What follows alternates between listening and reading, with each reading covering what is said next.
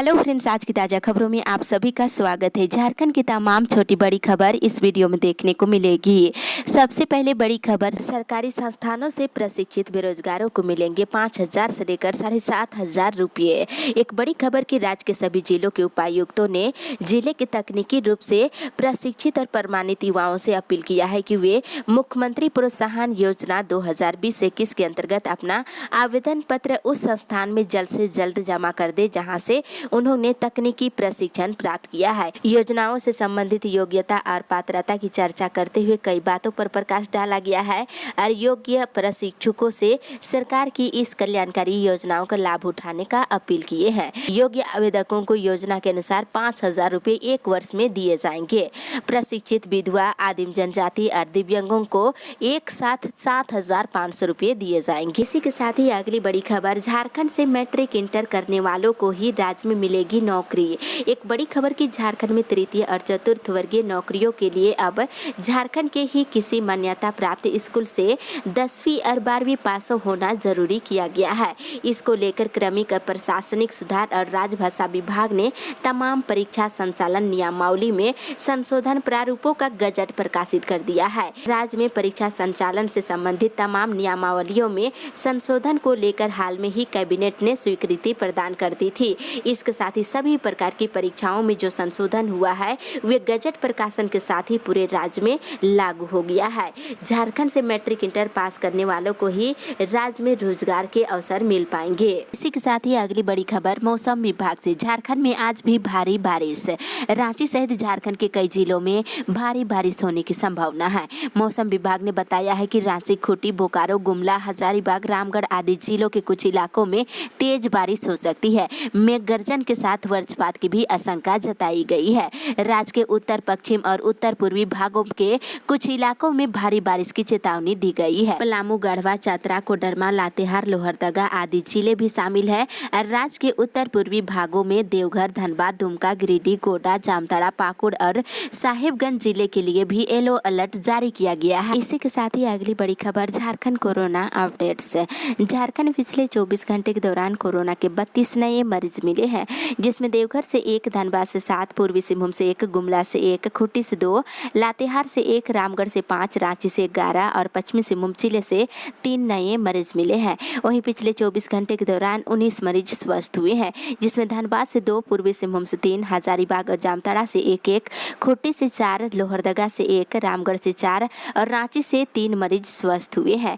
वहीं राज्य में एक्टिव केस की संख्या 223 हो गई है, जिसमें बोकारो में 3, चतरा में 3, देवघर में 10, धनबाद में 30, दुमका में 1, पूर्वी सिंहभूम में 12, गढ़वा में 1, गिरिडीह में 2, गोड्डा में 3, गुमला में 1, हजारीबाग में 3, जामताड़ा में 3, खूंटी में 10, कोडरमा में 9, लातेहार में 2, लोहरदगा में 2, पाकुड़ में 7, रामगढ़ में 10, रांची में 87, साहिबगंज में 3, सरायकेला में 4 और सिमडेगा में 5 एक्टिव केस है। इसी के साथ ही अगली बड़ी खबर, केंद्र सरकार ने 65 लाख पेंशनधारियों को दी बड़ी राहत। एक बड़ी खबर की केंद्र सरकार ने करीब 65 लाख पेंशनधारियों को बड़ी राहत प्रदान की है। देखने में आया है कि रिटायरमेंट के बाद कई लोगों को अपनी पेंशन और दूसरे वित्तीय लाभों के लिए कार्यालयों का चक्कर काटने पड़ते हैं। साथ ही कुछ ऐसे भी मामले होते हैं जिसमें दस्तावेज पूरे न होने की बात कहकर सेवानिवृत्त कर्मचारियों को परेशान किया जाता है। क्रमिक लोक शिकायत और पेंशन मंत्रालय के पेंशन और पेंशन भोगी कल्याण विभाग ने ऐसे मामलों को गंभीरता से लिया है। अब किसी भी पेंशन धारक का मामला 45 दिन के भीतर निपटा लिया जाएगा। वही सभी मंत्रालय, विभाग, संगठन इस समय सीमा का कड़ाई से पालन करेंगे। कोई ऐसे केस जो पारिवारिक पेंशन भोगी, सुपर वरिष्ठ पेंशन भोगी और इससे संबंधित जुड़े हुए हो, उस स्थिति में शिकायत को हल करने की समय सीमा 30 दिन निर्धारित की गई है। इसी के साथ ही अगली बड़ी खबर, अपनी मांगों को लेकर कर्मचारी संघ ने दिया धरना। झारखंड राज्य चतुर्थ वर्गीय सरकारी कर्मचारी संघ शाखा कोडरमा के द्वारा शुक्रवार को 13 सूत्री मांगों को लेकर धरना प्रदर्शन किया गया।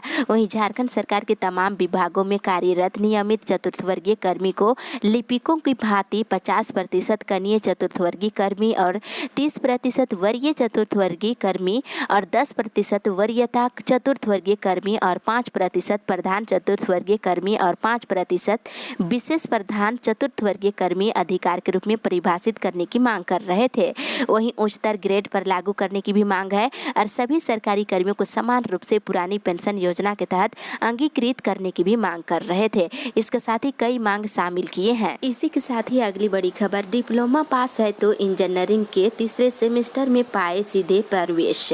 इधर राज्य के सरकारी और पीपी मोड पर संचालित और गैर सरकारी इंजीनियरिंग कॉलेजों में लेटरल एंट्री के माध्यम से होने वाले नामांकन के लिए सितंबर महीने के दूसरे सप्ताह में प्रवेश परीक्षा आयोजित की जाएगी। इस प्रवेश परीक्षा में शामिल होने के लिए शनिवार से ऑनलाइन फॉर्म भरे जाएंगे। ऑनलाइन आवेदन की अंतिम तिथि 28 अगस्त है। इस प्रवेश परीक्षा में शामिल होने के लिए 45% अंकों के साथ डिप्लोमा या इतने ही अंकों के साथ बीएससी उत्तीर्ण होना अनिवार्य किया गया है। वहीं दूसरी ओर झारखंड को मिली 2 लाख से अधिक डोज कोविशील्ड। राज्य को शुक्रवार को निर्धारित शेड्यूल के तहत 2,74,480 डोज कोविशील्ड वैक्सीन प्राप्त हो गई है। वैक्सीन पहुंचने के बाद स्वास्थ्य विभाग के द्वारा आबादी और खपत के अनुसार जिलों को भेज दी गई है। इसी के साथ ही अगली बड़ी खबर, मनरेगा से बढ़े ग्रामीण क्षेत्रों में रोजगार के अवसर। राज्य में मनरेगा के जरिए रोजगार के नए अवसर सृजित हुए हैं। कोरोना की चुनौतियों के बीच मनरेगा ग्रामीण क्षेत्रों के श्रमिकों के लिए बड़ा सहारा बना है। ये वर्ष 2020-21 में 1,176.1 लाख मानव दिवस सृजन हुआ था, जबकि वर्तमान वित्तीय वर्ष में अब तक 489.82 लाख मानव दिवस का सृजन हुआ है। कोरोना के दौर में जब सभी कार्य बंद थे, तब इन विपरीत परिस्थितियों में भी ग्रामीण क्षेत्रों में मनरेगा के तहत श्रमिकों को रोजगार उपलब्ध कराया जा रहा था। राज्य सरकार ने मनरेगा मजदूरी की दर भी 194 रुपये से बढ़ाकर 225 रुपये प्रतिदिन कर दी है। इसके साथ ही इधर रांची में 10 दिनों में दोगुने हो गए कोरोना के एक्टिव केस। रांची में फिर कोरोना के एक्टिव केस की संख्या लगातार बढ़ रही है। ये संख्या जहां घट करके 50 से भी कम हो गई थी, लेकिन अब फिर 95 पर पहुंच गई है। 3 अगस्त को यहां एक्टिव केस की संख्या महज 47 थी, जो 10 दिनों में बढ़कर दोगुनी हो गई है। ऐसे में लोगों को चाहिए कि वे सरकार की ओर से जारी कोरोना गाइडलाइन का खुद भी पालन करेंगे और दूसरों को भी पालन करने के लिए प्रेरित करें। इसी के साथ ही अगली बड़ी खबर, नई नियुक्ति नियमावली से आने वाले परीक्षाओं में होगा बड़ा बदलाव। एक बड़ी खबर कि झारखंड में किसी भी प्रकार की बहाली होगी, इसमें आपको बड़ा बदलाव देखने को मिलेगा। बता दें, किसी भी प्रकार की नौकरी के लिए अब एक ही परीक्षा ली जाएगी, चाहे शिक्षक बहाली हो या फिर किसी भी प्रकार की बहाली हो। इसमें पीटी मेंस की परीक्षा की जगह मेंस परीक्षा ही केवल ली जाएगी। इसके साथ ही आरक्षित वर्ग के लिए झारखंड से ही मैट्रिक इंटर की परीक्षा पास करने का नियम लगाया गया है। वहीं विभागीय परीक्षा के लिए कंप्यूटर पर हिंदी टाइपिंग के लिए 10 मिनट में 250 शब्द आपको टाइप करने होंगे। इसमें 2% से अधिक गलतियां नहीं होनी चाहिए। साथ ही मेधा सूची में 2 लोगों के समान अंक की स्थिति में मैट्रिक इंटर में प्राप्त अंकों के आधार पर मेधा सूची में नाम दर्ज किया जाएगा। साथ ही सामान्य ज्ञान की परीक्षा में 30% अंक लाना जरूरी किया गया है। वहीं चिन्हित की गई क्षेत्रीय और जनजातीय भाषा में भी पास करना जरूरी किया गया है। और कर्मचारी चयन आयोग की परीक्षा में हिंदी इंग्लिश के अंकों को मिलाकर न्यूनतम पास अंक लाना जरूरी है। पहले में दोनों में अलग अलग पास करना जरूरी था, लेकिन अब इसमें एक कर दिया गया है। ये अंक मेधा सूची में नहीं जोड़ा जाएगा। साथ ही सामान्य वर्ग के अभ्यर्थियों के लिए तृतीय और चतुर्थ वर्ग की नियुक्तियों में आवेदन करने के लिए झारखंड से ही संबंधित डिग्री यानी कि मैट्रिक इंटर पास करना जरूरी किया गया है। इसी के साथ ही अगली बड़ी खबर, 5वीं अनुसूची और वन अधिकार कानून को लागू कराने की मांग है। इधर वनवासी कल्याण केंद्र के एक प्रतिनिधिमंडल ने शुक्रवार को राजभवन में राज्यपाल रमेश बैस से मुलाकात किया है। प्रतिनिधिमंडल की ओर से इस दौरान राज्य में पंचायत कानून और वन अधिकारों के साथ ही 2006 के प्रावधानों को लागू कराने की मांग की गई है। प्रतिनिधिमंडल की ओर से कहा गया है कि इन कानूनों के अनुरूप राज्य के कानूनों में आवश्यक बदलाव नहीं किया गया है, जिससे इनका लाभ राज्य के जनजातीय समाज तक नहीं पहुंच पा रहा है। इसी के साथ ही अगली बड़ी खबर, 245 स्नातकोत्तर प्रशिक्षित शिक्षकों की हुई प्रतिनियुक्ति। माध्यमिक शिक्षा निदेशालय ने राज्य में स्थापित 80 उत्कृष्ट विद्यालयों में स्नातकोत्तर प्रशिक्षित 245 शिक्षकों की प्रतिनियुक्ति की है। माध्यमिक शिक्षा निदेशक हर्ष मंगला ने इसे लेकर शुक्रवार को अधिसूचना जारी कर दी है। इसी के साथ ही अगली बड़ी खबर, मंत्री जगन्नाथ महतो को अंतरिम राहत देने से इनकार।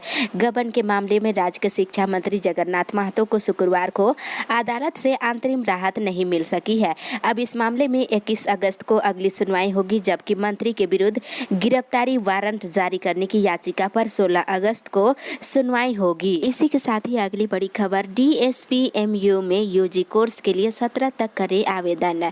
इधर DSPMU में BA में नामांकन के लिए 17 तक आवेदन कर सकते हैं। चांसलर पोर्टल के माध्यम से नामांकन हो रहा है और 20 को पहली लिस्ट जारी की जाएगी। वहीं UG PG के 41 कोर्स के लिए 5125 सीटें खाली है। साथ ही इधर रांची विश्वविद्यालय में UG कोर्स में नामांकन के लिए 30 अगस्त तक आवेदन कर सकते हैं। वहीं लेट फाइन के साथ 28 अगस्त तक आप B.Ed के लिए रजिस्ट्रेशन फॉर्म जमा कर सकते हैं। इसके साथ ही इधर सिलेबस पूरा हुआ नहीं कि परीक्षा तिथि की कर दी गई घोषणा। सिलेबस पूरा किए बिना ही परीक्षा तिथि की घोषणा और कैंपस सिलेक्शन और परीक्षा की अवधि 2 घंटे से बढ़ा करके 2.5 घंटा करने आदि मुद्दे को लेकर शुक्रवार को DSPMU के PG सेमेस्टर 4 के छात्रों ने छात्र कल्याण संस्काय अध्यक्ष डॉक्टर AK महतो का घेराव किए और छात्रों की शिकायत थी कि PG की 3rd सेमेस्टर की परीक्षा 30 जुलाई को ही समाप्त हुआ है और इसके तुरंत बाद 4th सेमेस्टर की परीक्षा की तिथि घोषित कर दी गई है।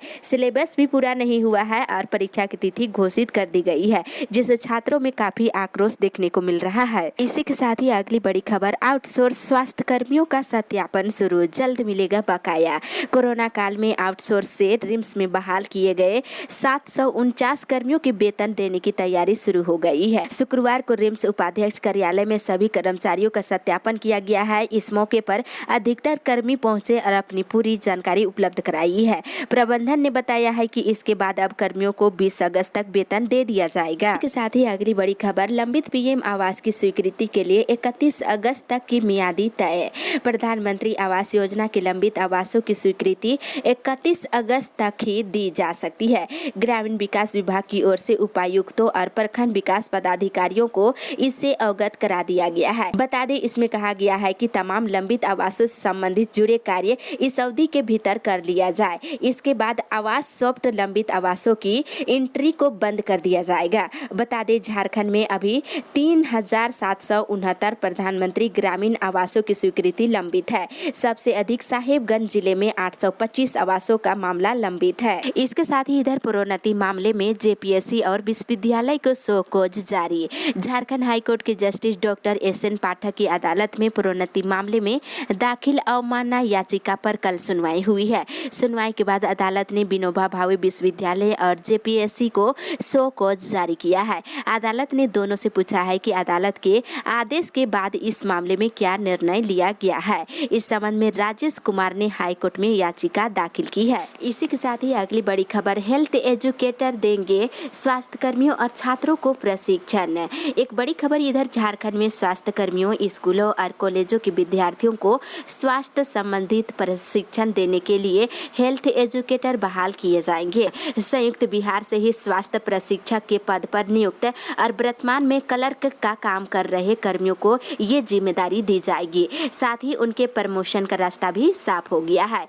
बताते चले, इधर प्रस्तावित नियमावली पर विधि, वित्त और क्रमिक विभागों की स्वीकृति मिल चुकी है। हेल्थ एजुकेटर की बहाली से राज्य की स्वास्थ्य व्यवस्था सुदृढ़ होगी। इसी के साथ ही अगली बड़ी खबर, हवाई यात्रियों को झटका, सफर 13% तक हुआ महंगा। एक बड़ी खबर की केंद्र की मोदी सरकार ने घरेलू उड़ानों से हवाई सफर करने वाले लाखों यात्रियों को जोरदार झटका दिया है। सरकार ने घरेलू उड़ानों के किराए में बेहताशा बढ़ोतरी कर दिया है। नागरिक उड्डयन मंत्रालय की ओर से जारी एक आदेश के अनुसार हवाई किराए की निचली और ऊपरी सीमा में 9.83 से लेकर 12.82% तक बढ़ोतरी कर दिया है। 40 मिनट की अवधि की उड़ानों के किराए की निचली सीमा को 2600 रुपये से बढ़ाकर 2900 रुपये कर दिया गया है। वहीं बता दें, ऊपरी सीमा को 12.82% बढ़ाकर 8,800 रुपये कर दिया गया है। इसी के साथ ही अगली बड़ी खबर, 6 नए व्यावसायिक पाठ्यक्रम की होगी पढ़ाई। रामगढ़ विश्वविद्यालय में अब 6 नए व्यावसायिक पाठ्यक्रम की पढ़ाई होगी। इसके लिए विनोबा भावे विश्वविद्यालय ने अपनी अनुमति दे दी है। महाविद्यालय में इन व्यावसायिक पाठ्यक्रमों की पढ़ाई सत्र 2021 से 24 के लिए शुरू होने जा रही है। इसमें BBA, BCA, library science, tourism and hospitality और फंक्शनल इंग्लिश और फंक्शनल हिंदी की पढ़ाई शामिल है। ये कोर्स शुरू होने के बाद अब रामगढ़ और आसपास के गांवों और सुदूर ग्रामीण क्षेत्रों के विद्यार्थियों को व्यावसायिक पाठ्यक्रम के लिए बाहर कहीं जाने की जरूरत नहीं पड़ेगा। अब ये सुविधा इन्हें अपने ही जिलों में आसानी से मिल पाएगी।